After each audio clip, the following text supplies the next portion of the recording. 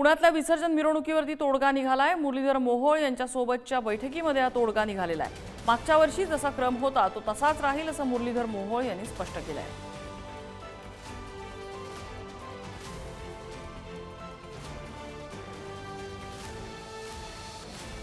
पुण्यातल्या काही गणपती मंडळांनी सकाळी 7 वाजल्यापासून विसर्जन मिरवणूक सुरू करण्यासाठी आग्रह धरलेला होता आणि आपण अनेक मंडळांनी त्यामध्ये सहभागही दाखवलेला होता। मात्र मानाचे गणपती पुढे गेल्याशिवाय इतर मंडळांनी जायचं नसतं अशी परंपरा पुण्यातल्या विसर्जन मिरवणुकीमध्ये गेल्या अनेक शतकं पाळली जाते आणि त्यामुळे यावर्षी कदाचित ही परंपरा मोडीत निघणार की काय अशी शक्यता होती। मात्र मुरलीधर मोहोळ यांच्यासोबत झालेल्या बैठकीत यावर तोडगा निघालाय।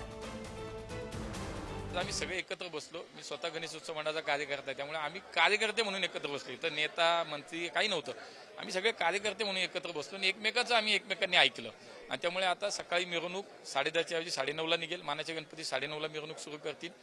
पथकांची संख्या कमी केली जाईल, स्थिर वादन होणार नाही। पथकातल्या सदस्य संख्या ती सुद्धा कमी केली जाईल आणि जे मागच्या वर्षी मिरवणुकीला मंडळांना क्रमांक होते मिरवणुकीचे तेच क्रमांक कायम राहतील। अशा अनेक मुद्द्यावरती आमचं एकमत झालं सगळ्यांचं आणि त्यामुळे सकाळी मिरवणूक काढण्याचा जो काही निर्णय काही मंडळांनी घेतला तो त्यांनी रद्द केला। मानाच्या गणपतीचं मी मनापासून धन्यवाद त्या मंडळांनी, त्यांनी 2 पावलं मागून त्यांनी हा निर्णय घेतला।